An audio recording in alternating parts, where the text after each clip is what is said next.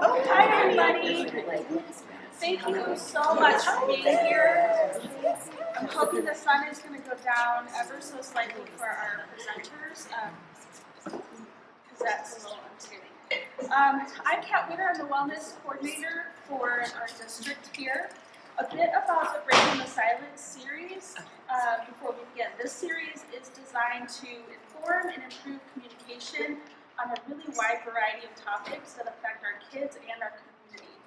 This series, as well as my position, are made possible by our Alamo Heights School Foundation, and your generous donations, so thank you.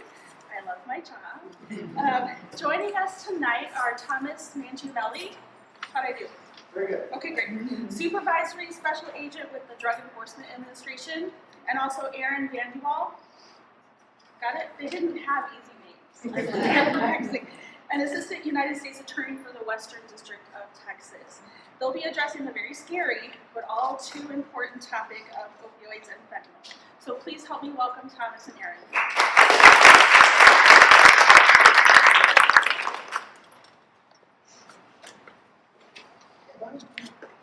Good evening, everyone. I'm being here. It's a priority of both the U.S. Department of Justice as well as the U.S. Attorney's Office here in the Western District of Texas to confront the opioid crisis facing everyone. Now, I know many of you have read about in the newspapers that there's drug busts going on across the country, that there's someone who has passed away from a drug overdose, but where does it hit home? We have a problem in our community here in the Western District that you might not see because it doesn't impact you directly, but it might happen to someone you know, and you don't even realize it until they're gone. Tom and I are here tonight because one of the biggest problems we're facing currently is the fentanyl crisis that's been in the news a lot lately. We have counterfeit pills coming across the border, and they're being distributed, and they're targeting particularly young adults, teenagers, middle school students, college kids. And the problem is, as Tom will get into in more detail, is they don't look like fentanyl. They're not marked to look like fentanyl. This stuff looks like Oxycontin, Adderall, Xanax, medications that you or a family member may take as part of a normal prescription regimen that your child may be prescribed to treat a condition such as ADHD. And unfortunately, college kids are also prone to getting these medications to use them to help them study and succeed in life. But it just takes one wrong dose, one counterfeit pill, and that life is snuffed out. And we're here to talk to you tonight about that, and also bring awareness to you and talk to you about ways that we can build this communication, both between the government and citizens, and help you address this topic with your children, with your family members. We want to get the information out there. Now, Tom will be talking in more detail about what DEA is seeing. As mentioned, I'm an Assistant United States Attorney. I work in the Civil Division. So this is not law and order. I'm not asking Tom to arrest anyone tonight. I'm not going to be throwing anyone in jail. I don't put people in jail. I take away their money. My colleagues in the Criminal Division, they're the ones putting people in jail. Now, most of what I do is going after physicians, hospitals, pharmacies where drugs have been miscounted, the record keeping is off, there's pills that are gone. I hit them with a civil penalty. We try to encourage them to clean things up, do a better job. Let's keep pills keep pills going only where they need to go. Proper treatment for patients. But I can step in when Criminal Division has finished a case to pursue other civil claims. Now, criminally, if an individual is caught passing a pill to another person that is even a counterfeit or legitimate prescription, that's a minimum 10-year sentence if convicted, federally. Mandatory minimums. You are in jail for 10 years, do not pass go. If that pill passing results in death or serious bodily injury, that's 20 years minimum penalty in prison, plus criminal financial penalties.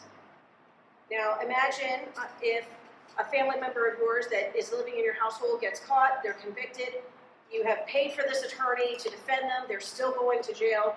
You turn around, here I am with a civil lawsuit because there is a federal statute in the Controlled Substances Act that permits the government in the event that it is found that someone is unlawfully using a property, a residence, a rental, a lease of any kind to unlawfully manufacture, distribute, disperse, dispense controlled substances, we can seek civil penalties up to twice the amount of the gross receipts, twice the amount of money made off of those pills, or currently the penalties go up to $440,000, whichever one is higher.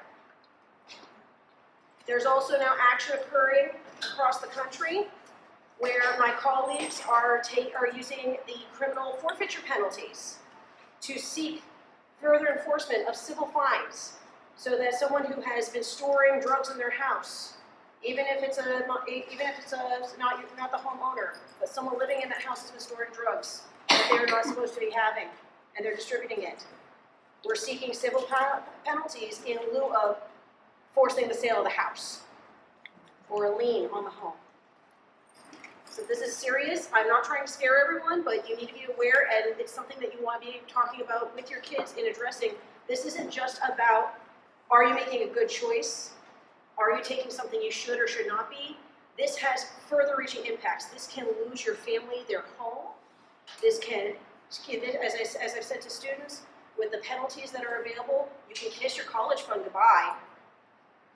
Not just on criminal side, but on civil side, because it's expensive. The attorneys that I work with for the defensive bar, there's some very good attorneys in that bar, including here in San Antonio, up through Austin. They're very good at what they do. They do not come cheap. So we're hoping tonight to give you some information, answer questions you might have, but bottom line here is we have a problem, and we're reaching out because we need your help in getting the word out to your kids, to your family members, to your cousins, nieces, nephews, that they need to be aware of this and they need to be protecting themselves, because it's not just about them, it's about everyone. All right. Thank you, Erin. Kat, thank you very much. I appreciate the invitation. Everyone, thank you very much for coming. My name is Tom Mangiamele. You can see that. I'm a supervisory special agent for the Drug Enforcement Administration. And just a little background on me. I always wanted to be in law enforcement. I'm originally from New York, so I came from a big Italian law enforcement family. My grandfather was a first-grade homicide detective with the NYPD. He actually worked the Son of Sam case, for those of you that might know. So I grew up listening to stories. My uncles were police officers, my cousins. So this is something I always wanted to do. I graduated high school in 1996, went to college for 4 years on an ROTC scholarship, and then the same day I graduated from college, I raised my right hand and I assumed or accepted a commission in the United States Army as an armor officer. So that was a stepping stone for me to become a federal agent. So in 2005, I was accepted, I was offered a position. I went to the DEA Academy in Quantico, Virginia, co-located with the FBI Academy, and I was assigned to the New York Field Division. So I spent some time there, and I went to the Miami Field Division, and I worked there for 10 years before being selected for an overseas assignment to Sao Paulo, Brazil. So I went to 6 months of language school and learned to speak Portuguese, and then went to Sao Paulo, where I worked with and trained Brazilian federal agents and local law enforcement on how to conduct international drug trafficking investigations. And then I was fortunate enough to be promoted here to San Antonio, where I've been since 2018 as a supervisory special agent. Okay? So as we go, if you have any questions, please feel free to ask me. We'll go through it. This first, this will work. Okay. So this first video is a video of our deputies. So like I said, I'm with the San Antonio District Office, and we fall under the Houston Field Division. So our special agent in charge, Mr. Cuomo, he is in Houston. And this first video that I'm going to show you is one of our deputy special agents in charge. Her name is Tracy Mendez. And this is a public service announcement focused primarily at parents. We put this out at the beginning of the school year. But when I go talk to kids, younger kids, I also ask them, hey, who has a younger brother or sister? Because with Deputy SAC, that's what Special Agent in Charge, abbreviation is SAC. Deputy SAC Mendez says is geared towards parents, but I also ask the kids, look for the things that she's telling the parents to look for in your younger brothers and sisters. Because some of this information, if we're able to identify it ahead of time, we could potentially save a life. And that is not, I'm not trying to scare you, that is 100% true. So let's see if this... Hello, my name is Tracy Mendez, and I'm the Deputy Special Agent in charge of the DEA Houston Field Division. With the return of the school year, I want to remind everyone of the looming threat of synthetic drugs that is more imminent than ever. Mexican cartels are mass-producing fentanyl and flooding our communities with fake pills, which is driving up the number of overdoses and poisonings. With technology, drug traffickers have transitioned from the streets to using phones and easily have access to you and your child through social media platforms. These drug traffickers are selling fake pills laced with fentanyl and are communicating by using emojis. Remember, only 2 milligrams of fentanyl is a fatal dose. As a parent, monitor your child's social media activity and discuss with them the dangers of fentanyl. Most importantly, never take a pill unless it's prescribed by a licensed practitioner and dispensed by a pharmacy. Remember, 1 pill can kill. So if you remember nothing else tonight, please remember that. Never take a pill that is not prescribed for you by a licensed practitioner, a doctor, or in the case of a parent, someone that you can trust, such as a parent, okay? If someone gives you a pill, even they might believe that it is a legitimate prescription pill, but they don't know it. I've arrested a lot of people, and they believed they were being provided Adderall, and it was nothing more than pressed methamphetamine. Methamphetamine that had been brought across the border, brought to a house, they have a pill press, and they press it to make it look with the exact markings of a legitimate prescription pill.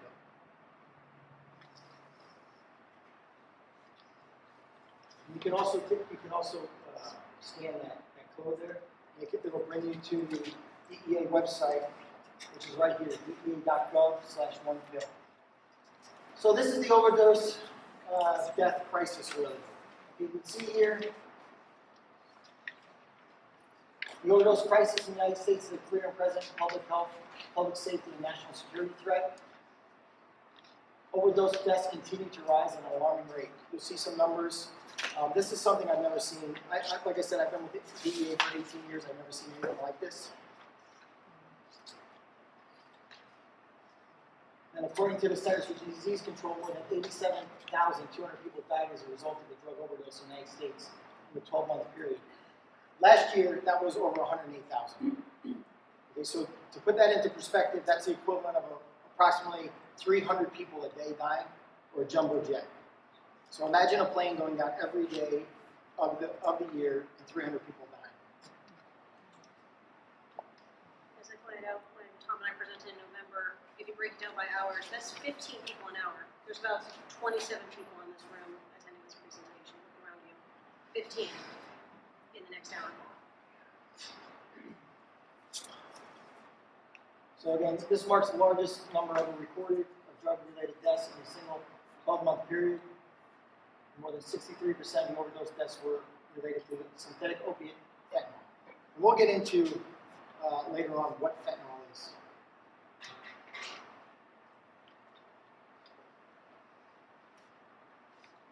So the most recent, in 2022, it was more than 108,000 deaths. You have a question? And so, what I will tell you is I've interviewed parents. It's a horrible thing to have to do. Family members of people, mostly young people who have died. The people do not know they're taking these pills that there's fentanyl in them. They'll take a pill and then they'll fall asleep. And a lot of times a parent or a loved one, family member will be calling them in the morning, "Hey, come down for breakfast," and there's no response. And they go into the bedroom and they see their child is dead, laying on the bed.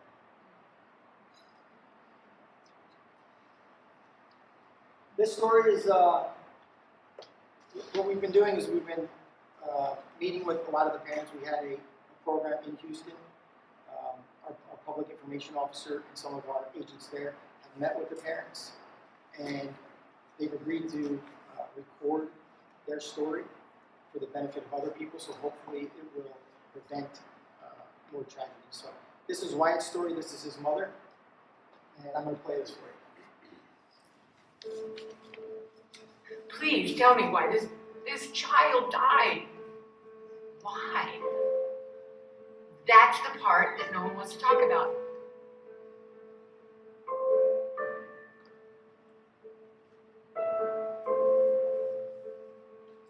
Wyatt was my baby. He was special from the minute he was born, honestly.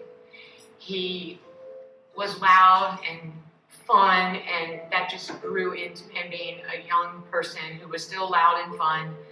Wyatt really didn't know a stranger. Everybody loved Wyatt. He was my best friend, honestly. It's hard to put into words, but the thing people say about Wyatt most is Wyatt had a light about him, and he truly did. Like, when Wyatt was in a room, it was like it was lit up. It was like he had this energy that people just kind of cling to and were interested in. And he was my rock. Wyatt was my rock. He really was. And his story needs to be told. And it's not really about breaking hearts and making people sad. To me, it's more like saving lives and being honest and potentially saving someone else and some other family from having to go through what we're all going through.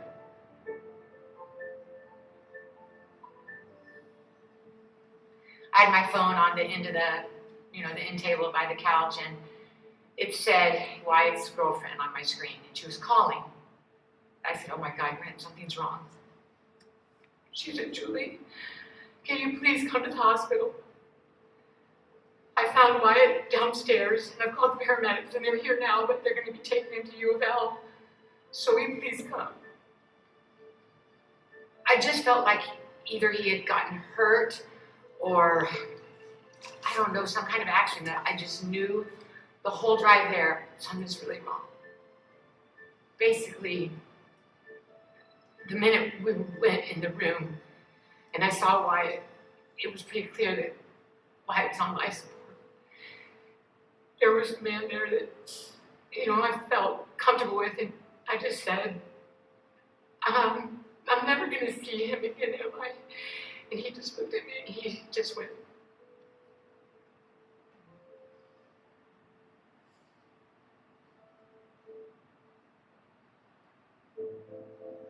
they said that Wyatt had Xanax in his system. And I was like, enough to kill him, I guess. And they were like, basically what happened is, he just overdosed from Xanax. And I'm like, I don't think so. I don't believe that. Then finally, the coroner, he came in and he asked me if I would like to have more tests for him. And I was like, oh, definitely. I mean, it was just emphatic. I was, yes, please tell me why this child died. Come on, he's not gonna overdose. He loved life. Life was good for him. Everything was exactly where he wanted it to be. And then we finally got the call that Wyatt had fentanyl in his system.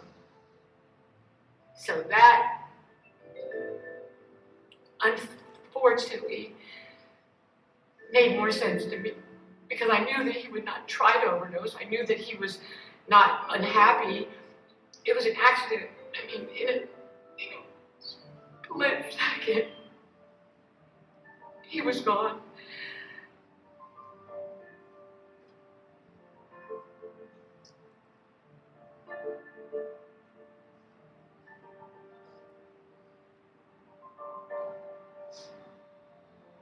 One survives, one dies. Are you willing to take the chance with your life? To just take a pill that you don't know where it came from? You're not sure what's in it? I certainly would hope not. The point is, people take chances just like that. And now maybe none of Wyatt's friends will ever take a chance like that. Maybe that, that could be the story. That could save those lives. But what about all the other people that don't know Wyatt? Those people can learn from this. It needs to be heard. Kids think it's safe, and it's not safe. They don't know. It's, hey, I have a friend who has a friend who can get you Xanax, and oops, we didn't know I had fentanyl in it. It's that simple. You don't have to be a drug addict. You don't have to be, derailed in your life. There's drugs on the street. There's drugs on the internet. There's drugs out there that have fentanyl in them. You won't know they're in there until it's too late. It will be too late. It might be easier to just say why it died, but doesn't that make people go, why? Why? That's the part that no one wants to talk about. But I still have to do what I believe, and what I believe Wyatt would want. He was smart. He was a smart kid. But he took that chance. He didn't know he took that chance, but he took it. He didn't know he was taking a chance. He was just taking a pill. He'd taken them before, but this one had fentanyl in it, and this one took his life. One pill can kill. It just takes one pill.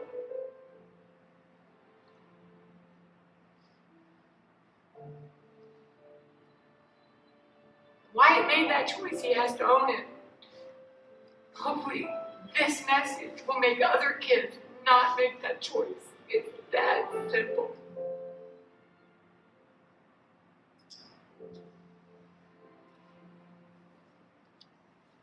I love you, Wyatt. I love you. Hope you're doing all right. Either way, I'll see you one day. So I've given these presentations so many times, and no matter how many times I see these videos, it gets me emotional. Because I really care about what I'm doing.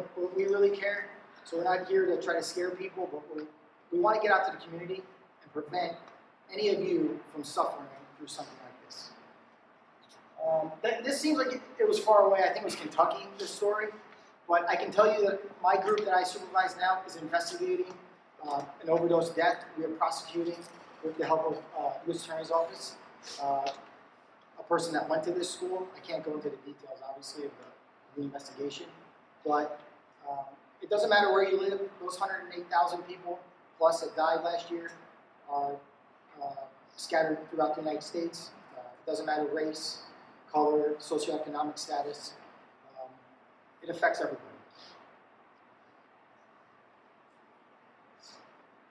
So what is fentanyl? A little bit, I'll have to tell you this, Schedule 2, right? DEA has a few responsibilities. One, obviously, is to go, and you probably see if you watch shows like Narcos or anything like that, we go after the biggest and baddest, most prolific international drug traffickers in the world. People like Pablo Escobar, Chapo Guzman, people like that. We also have a regulatory side. Okay, and what we do is we make sure that people who have DEA numbers, if you ever look at a prescription, there's a DEA number on there. We authorize them to dispense controlled substances. Well, we schedule those drugs according to several factors, those being their propensity or likelihood for addiction, abuse, and then medical use. Okay. Fentanyl is very dangerous. So the most dangerous or that has no medical use is a Schedule 1 drug.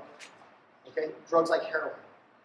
Just because fentanyl is a Schedule 2, you can see here, does not mean it's any less dangerous. Okay, cocaine is actually a Schedule 2. It has a medical use. I'm not a doctor, but my understanding is that ear, nose, and throat doctors use that to pack the sinuses when they do surgery. Okay, so fentanyl is a Schedule 2 because it is used to put people under when they are going through major surgeries, such as heart surgery, brain surgery, things of that sort. Well, when you're in an operating room, you have a ventilator. A doctor monitors you and makes sure that you're continuing to get oxygen. What happens is this is a synthetic opiate, and it reduces your ability to breathe or stops it. So if you take fentanyl and you're not on a respirator and it's too much, you just stop breathing eventually. People, they say they fall asleep, and that's it. You know, once your brain ceases to get oxygen, you die. You can see here, like I said, it's used as an anesthesia for pain management. These are the methods of injection, or methods of administration: injection, patches, oral and nasal sprays, and lozenges. A lot of times people who are end of life have serious diseases are prescribed fentanyl patches and things of that sort. The problem is these cartels based in Mexico are not producing fentanyl in a pharmaceutical grade process, right? So you saw in the video that Wyatt died and the other person who took the pill didn't. Well, what we see is because they're not using pharmaceutical quality, controls and things of that nature, one pill might have enough fentanyl in it to kill several people, and one pill maybe hardly any fentanyl at all. One method I've used when we spoke previously, and that you can also use to explain to your kids what's the difference, is with drug manufacturers, they're required to adhere to certain standards. So a batch that's pulled by FDA from last week, the chemical composition of every one of the pills in that sample has to match a batch from this week, has to match a batch from 3 months ago. They're following basically a recipe as to how much of each product is going in. With the cartels, it's literally the cartoons that our children have watched, and that I even watched being a child in the 90s, of the mad scientist pouring a little bit of this and that into the vat and stirring it up until it gets a glowing green mess. And they're literally taking that glowing green mess, running it through a pill press, and how much is in each pill, you don't know until you take it. Or until we send it to a lab for composition analysis. And when we arrest people, what we do, people sometimes they make jokes. I'll go to a party or something and they find out what I do. They'll ask, what do you do with all the drugs? So we have DEA laboratories, 5 of them scattered throughout the United States, where we send the drugs to get analyzed by forensic chemists. These are people who have gone to college or they're chemists. We don't even know when we arrest the people and take the pills if they're legitimate or not. We might have an idea because we do it, but we cannot definitively say this is a legitimate prescription pill versus. And if you look at some of the handouts that you have, you'll see they give you some examples of those pills. This data is a little dated, but I don't have new slides provided to me. I don't produce these. I have to give them. But I do know that the more recent data, I just don't have it on the slide. You can see every year, this is the percentage of pills that have a lethal dose, which is, for the average person, is approximately 2 milligrams. So every year, calendar year has gone up, but the most recent year was 60%. So what we see is if you have a bag of pills, I use a simple math for the kids, right? I'll ask them, if someone tries to sell you pills and they have a bag of 10 pills, 6 of those potentially could kill you. Which one of those are you going to take? And of course, the answer I'm looking for is none. Right? Most of the kids say none. It's refreshing to me. So. Is it okay if anyone sees a picture of this? Yeah. Is it okay to take a photo of Yeah, that? and they're videotaping it too, Oh, so I think they'll perfect. provide that to you Okay, at some point. But if you'd like to take a picture, I Yeah. know. thanks. So I use this illustration. This is provided by DEA, but this is very good for kids in school because almost everyone uses a pen or a pencil, and I say, hey, if you ever think you're contemplating taking a pill, look at your pencil next time you're writing something or a pen, and this is the approximate amount that could kill you. And you also saw in the other video some granules next to a penny.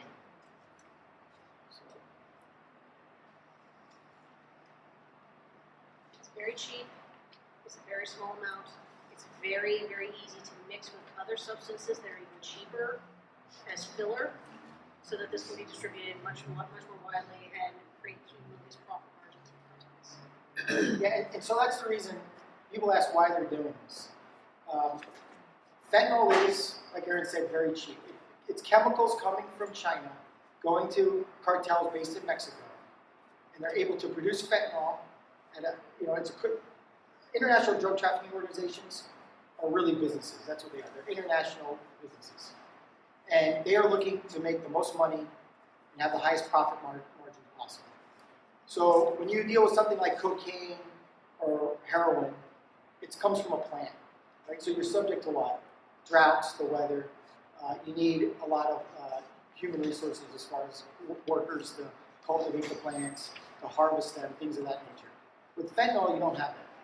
And they're mixing it into everything. They're mixing it into cocaine, they're mixing it into heroin, they're putting it in pills, as you can see. And I show this to kids, this picture here with the multicolored made to look like oxycodone, 30 milligram oxycodone pills, because this kind of angers me, because this is not focused towards people our age. It's focused towards our kids. A kid that sees a picture like this is going to think that that's probably candy, like a Smartie or something like that.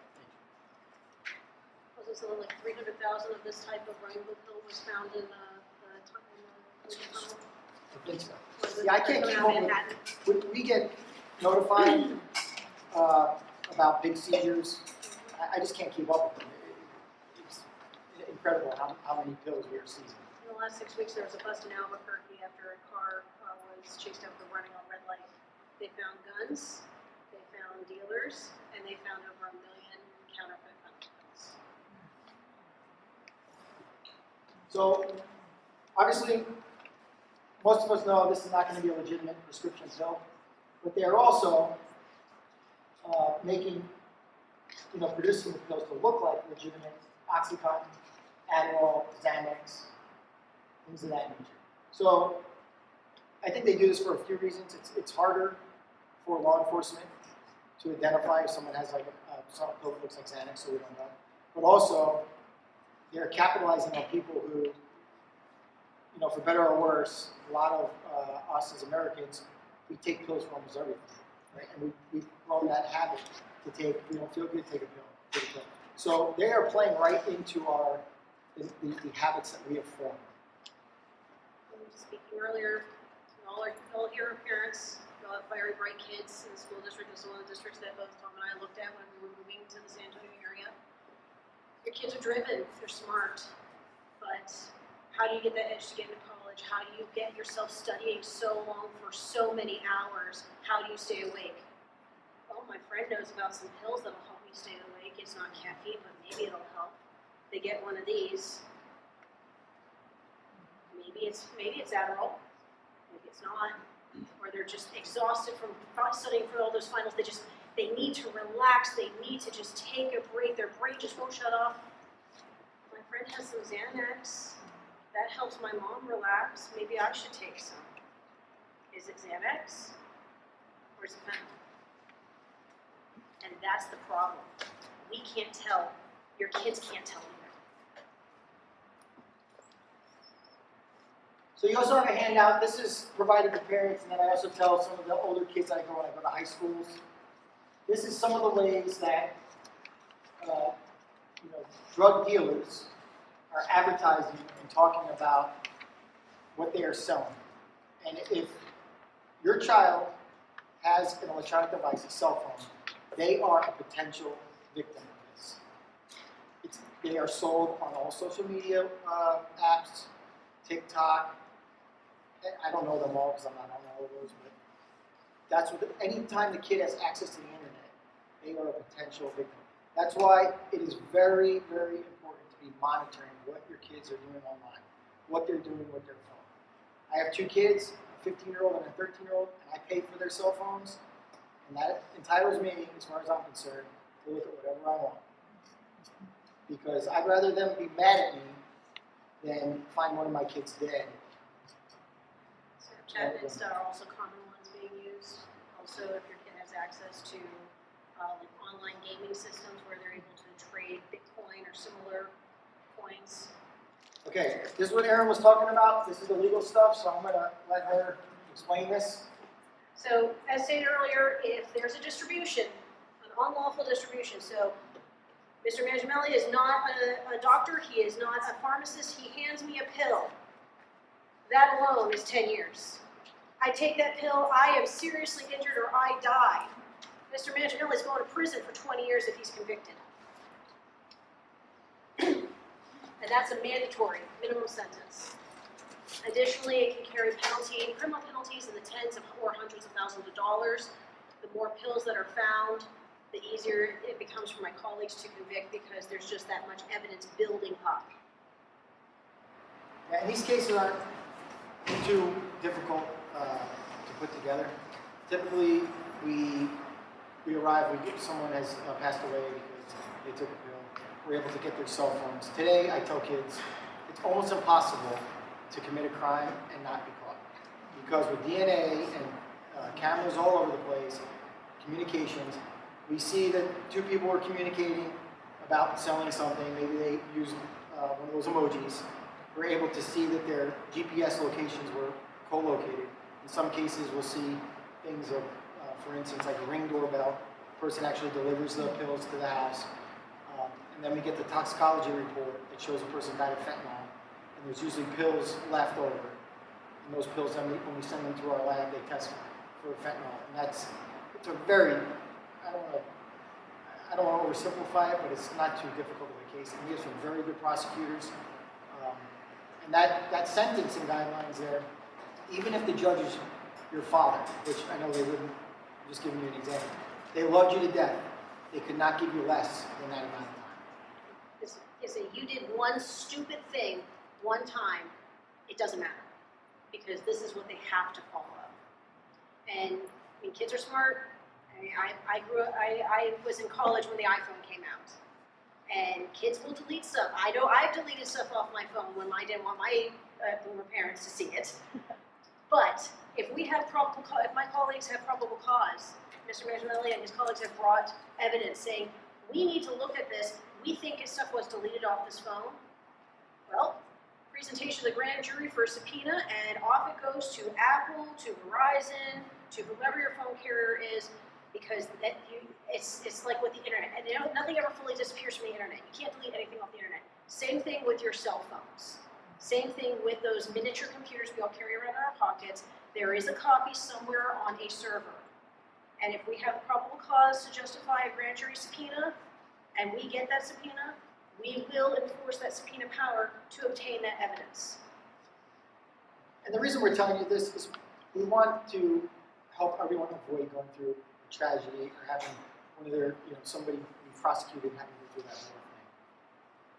And then maybe you'll help us, because I can tell you we cannot do this alone. This problem is so big that we need the help of the community. And hopefully when we leave here tonight, you'll tell other people about this, and it'll just continue.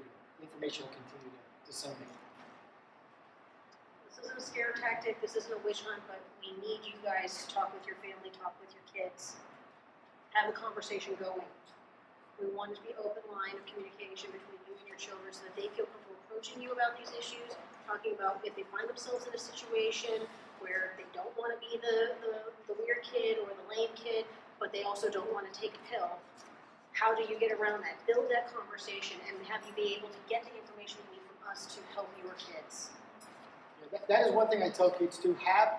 If they have it by the time they hit middle school, certainly by the time they're in high school, they're going to be approached about using illicit narcotics of some form or the other, pills, maybe other drugs. They should have kind of like a pre-canned response. That way they're not caught back on their heels trying to come up with a response. It could be anything. Hey, I play sports, they drug test me, my parents would kill, whatever it is. But have that conversation so your children are prepared and ready for when that eventually does happen. Heck, you can say, I already took something, I'm good. Even if they didn't. I took something, I don't want to try it. And have your kids comfortable that if they're in a situation where they know, what, mom and dad are going to kill me, but I don't feel comfortable here, that they are comfortable enough to call you and have you come get them out of that situation. We'd rather the kids be grounded and be mad at you than you be in our offices filming a video like Wyatt's mom. So Texas also has the health and safety code. You can see that there. It's similar to the federal law, but a little different. So this is Allison. She lived in Houston. Her family, they came to the Houston event that we had. And this is a little older, but they provided us this video, similar to Wyatt's. But this is a little closer to home. It's in Houston.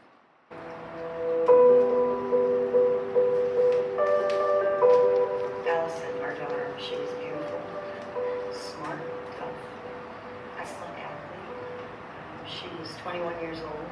She was 4 months from graduating from a paralegal program. It was St. Patrick's Day, actually, and she was with a friend, and they were celebrating St. Patrick's Day, having a good time. She thought she was buying oxycodone, and it turned out to be laced with fentanyl. She, I guess, laid down because she got sleepy, and the next morning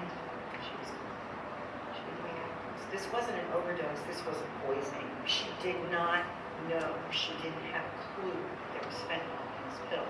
Don't think it can't happen to you or your family, because that's what we thought, you know. She was on track, she was doing well, great grades. She was my only daughter, and she's gone. Allison's not gonna have that wedding. She's not gonna get that law degree. She's not gonna have a baby.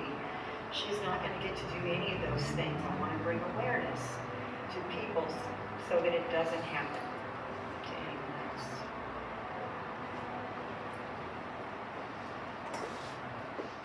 Alright, so we touched on this already.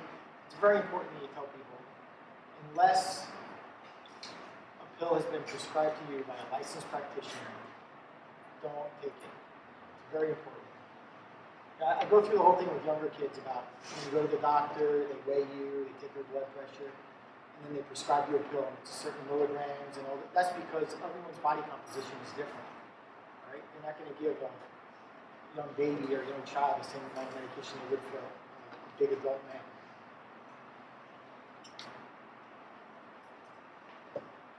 Yeah, this is 100% true. I've worked, like I said, I've been here for 5 years. Methamphetamine is a big problem here. We're so close to the border. But there are pills that are just pressed methamphetamine. And the kids have no idea. They think they're taking a legitimate prescription. Criminal drug networks are mass producing fake pills and falsely marketing them as legitimate prescription pills to deceive the American public. This is the big target right here, and it's through social media. And here I have this. Counterfeit pills are more lethal than ever before. 6 out of every 10 pills with fentanyl contain a potentially lethal dose. And the only safe medications are those prescribed by a licensed practitioner. And dispensed by the licensed pharmacist. I'm sure everyone's been reading the news that throughout the country we've been facing shortages across a variety of different things, eggs, bread, during the pandemic, toilet paper. Well, now we're seeing medication shortages, including ADHD medications, Adderall, Vyvanse, and it's not worth it to go out and try and find someone who has pills available, because chances are they're not selling you a real pill. They're selling you something fake that they got from a cartel, that they got from their dealer, because they're trying to scam you, and they don't care if that stuff has fentanyl in it that can kill you. They just want some money. It's not worth it for you or your children to take a prescription pill or any pill that is not coming from that pharmacy and out of that pharmacy bottle. That is it. If there's any questions, I'm happy to answer them if I can. If I can't, I'll direct you to the person who probably could. Yes, ma'am. What's the cost on the street for these pills? It varies. When I was in Miami, we had a big problem with actually legitimate pills. We had pill mills. So it was typically about 50 cents to $1 per milligram. So like a 30 milligram pill usually would sell for between $15 to $30 depending on. Now they're much cheaper because of the fentanyl. I mean, I don't know what one pill goes for, maybe like $10, $11. I want to say a hydrocodone acetaminophen Norco pill can go anywhere between $8 and $20 depending on the dosage strength and where you're buying it. So just like looking at maps across the country of what people have been paying for these. But keep in mind when we're talking about these counterfeit pills, they're not spending all the money. A pill that costs, say, $3 to produce by a regular manufacturer is costing them 30 cents because that's not the legitimate products. That's fentanyl, that's fillers. So it's a lot cheaper for them. They're able to glut the market of, hey, I got some oxys, I got some Xanax, I got something that's real cheap. I got a good deal on this stuff. I can give you a real good cheap deal. Well, no, they didn't get a real good cheap deal because what they have is counterfeit pills. It's all faked. Yeah, the fake pills are certainly cheaper. It really depends on how much it is. I've seen some pills that they advertise that are extra strength, like they call them green hulks, and they're more expensive. But one pill, I've seen them vary. Like Erin said, sometimes $5 to $10 range, somewhere like that. But they can get more expensive. Whatever names do they go by? I mean, they call, I don't know all of them, but some of them are on there, but they refer to them as like Green Hogs. I think they call it Bus is one. I'm trying to remember some of the others. Skittles. Skittles is one, I think. Yes, ma'am. Are you seeing any fentanyl mixed in with marijuana? Because it seems like marijuana is so much more accepted now that it's legal in some states. Yeah, I don't have any information on that. I haven't seen it, individually or personally, but I don't know. Speaking generally, we haven't necessarily seen it yet.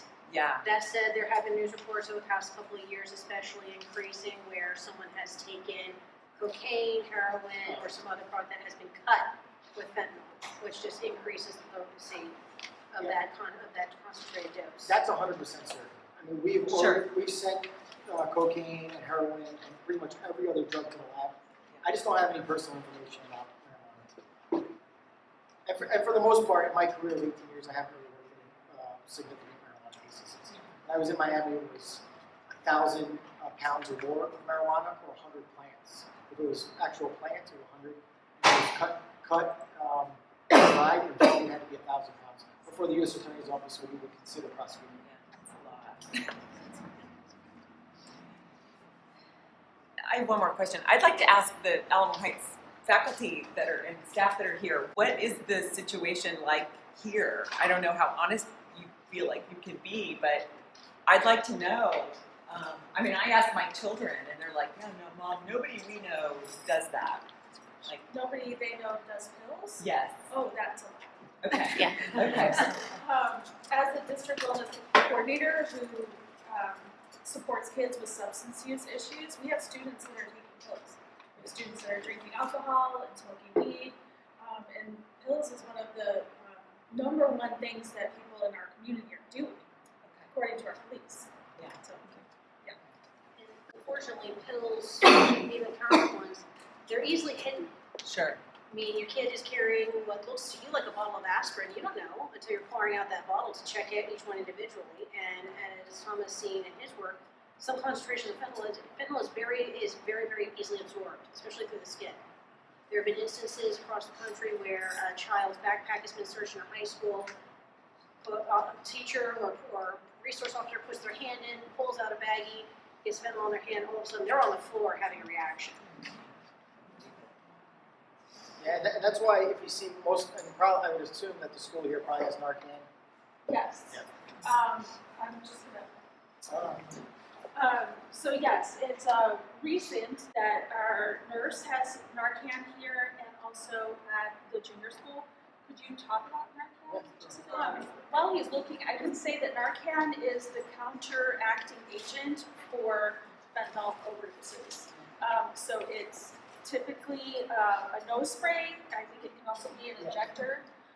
Here at I have it in my car. So. Okay. So It's just a little nose spray that we have here on campus. yeah, it's a nasal spray that you'll see all police officers are carrying it pretty much now. I think in pretty much every department. We carry it. We're required to put it on our operational plans that we have it available when we're going to arrest people.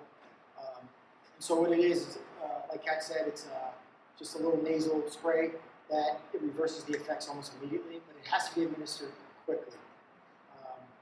Much like an EpiPen during an anaphylactic reaction. That's here at the high school. Is that also at the junior schools? Yes. And elementary schools? Yes, and we have administration that has been trained on how to use it. It's actually not hard to use it, but we have been trained. And so we have it here in the nurse's office and at the junior school. Elementary? Not yet. No. And thankfully, there's We not never have a to get need to right that. now. But I'm so grateful to have it here because I had told Thomas and Erin earlier, I'm surprised that we haven't had a crisis, if I'm being perfectly honest. And with the rate at which this is going up and increasing and how many pills have fentanyl, I'm surprised. So I'm really grateful that we have something that we can do to save a life.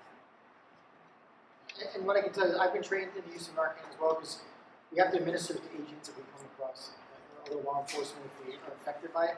But if you're mistaken and you administer Narcan to someone who's having some other episode, it has no adverse effects. So yeah, it's not going to cause any problems. How many little sites? Well, typically what will happen is a person will lose consciousness, they're having a hard time breathing, their breathing becomes very labored, and they'll almost be like, and they'll be passed out. And then of course, when you get called to a scene like that, like maybe the school nurse or a police officer shows up, there'll be someone who reported that and say, hey, they were taking pills, or here, there's pills here. Or all of a sudden they started having trouble breathing and gasping for air and turning blue. One of the things that Tom mentioned, one of the formulations is patches, transdermal patches for the arm. FDA has approved the fentanyl patches in certain dosage strengths, the highest being 100 micrograms per hour. These patches go onto the skin with gloves. Nurses and caregivers do not touch them directly because of how potent they can be. They stay on 72 hours, they take that patch off, and then they do not put a patch directly back on there because that increases the concentration right there on the skin. It's often given to end-of-life patients, hospice patients, cancer patients. Some patients may take a lozenge or lollipop.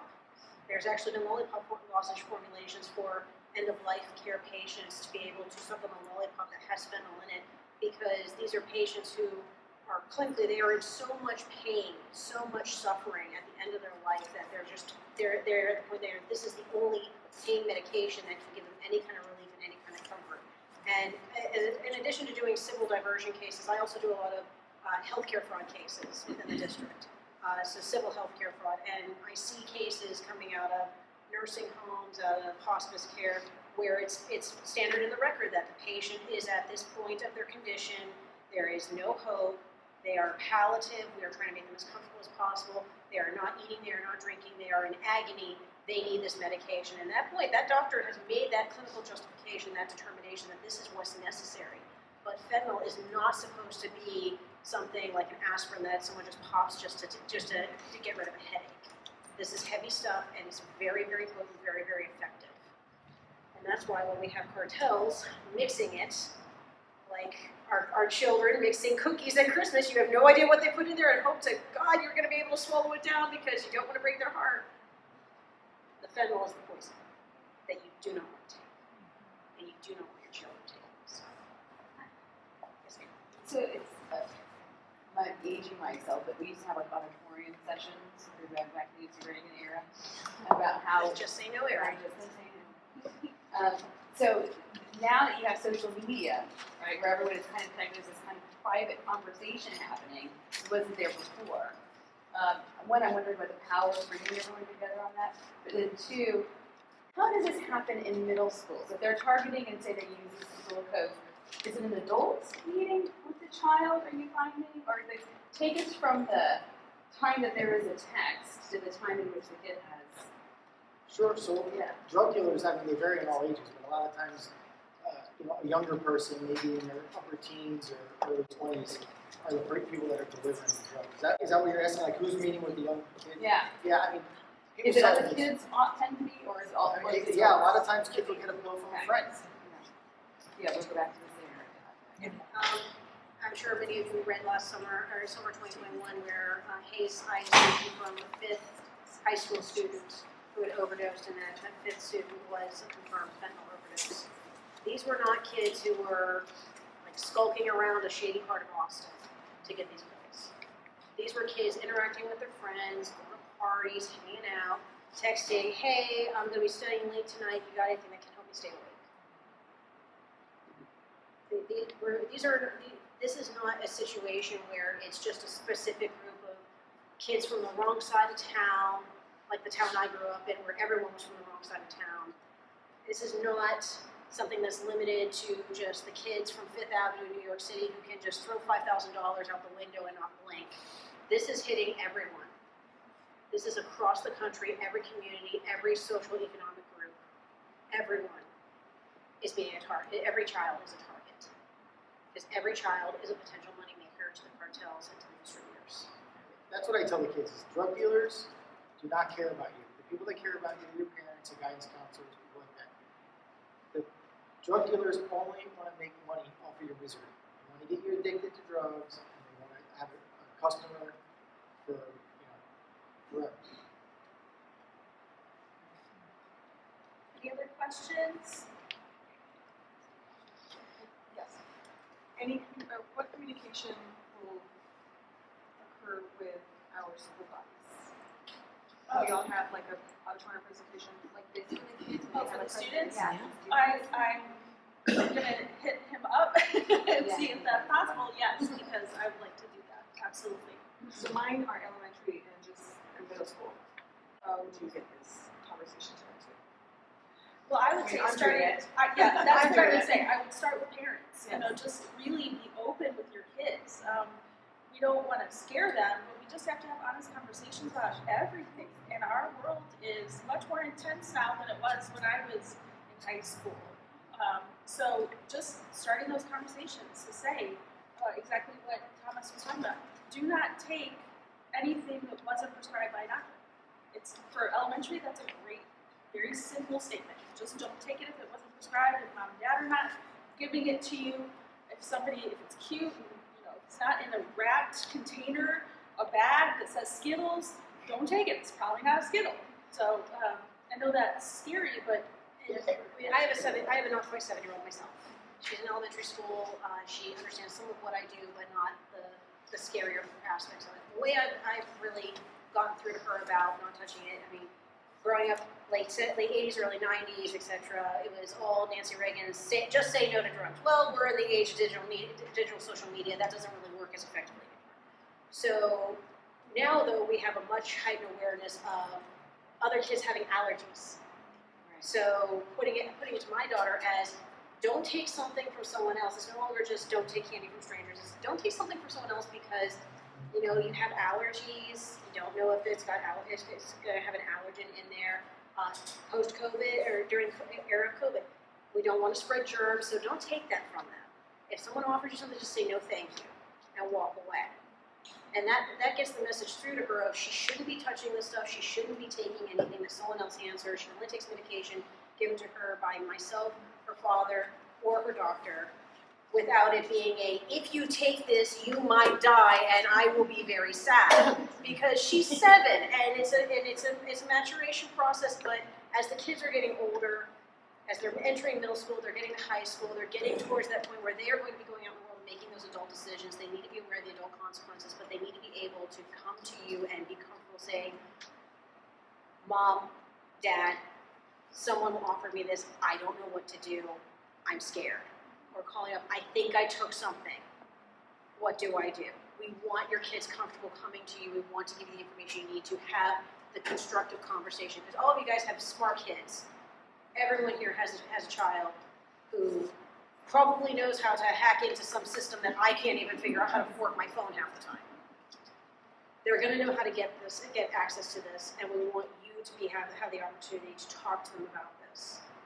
If you go onto DEA's website, we have a lot of information and some educational information. You can go there.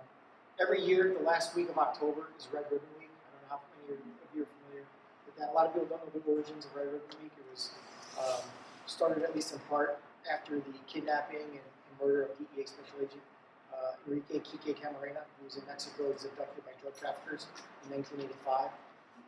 But we go to the schools, mostly we get invited, and we go to so many schools. I mean, and we tell that story, and then we provide educational information as well. I kind of give you some insight into how I present that to the kids. It's a little different than I would present it to all of you. You know, I say the things about going to your doctor. Hey, what's the first thing when you go to your doctor? They weigh you, things of that nature. We just have a different program, but it's very good. Me personally, for my kids, I go more the scare route because of what I do for the last 18 years. On Monday nights, there used to be that show, I don't know if it's still on anymore, it's that show, Intervention. I don't know if anyone's ever seen that. There's some pretty horrible. Well, I drag my kids into the room and go, sit down and watch this. And I check their phones. I mean, you guys are the first line of defense for your kids. You have to be proactive, you have to be in there and help us out. Because like I said, I can't arrest every single drug dealer before the next poisoning death. It's just impossible. And something I was referencing earlier was the fact that the financial impact on your families. If one family member gets arrested, paying for a criminal defense attorney, potentially facing civil suit, civil penalties, a lien on the house, foreclosure of the house, selling off the family assets, getting rid of the college fund, all of that goodbye because of just one bad decision. As you saw in the videos, this doesn't just impact the one person taking that pill, it impacts their entire family. Going on, I'm going to wrap it up because we are over time a little bit. I'm sure they'll stick around to answer questions, but I want to reiterate to everybody here that parents are the first line of defense. If you have good, open lines of communication with your kids, then they will come and tell you when something is off, when they're not doing well. If they're not afraid to get in trouble, if they know that they can just talk, then you're doing everything you can do. Not everything, but that's the first thing that you can do.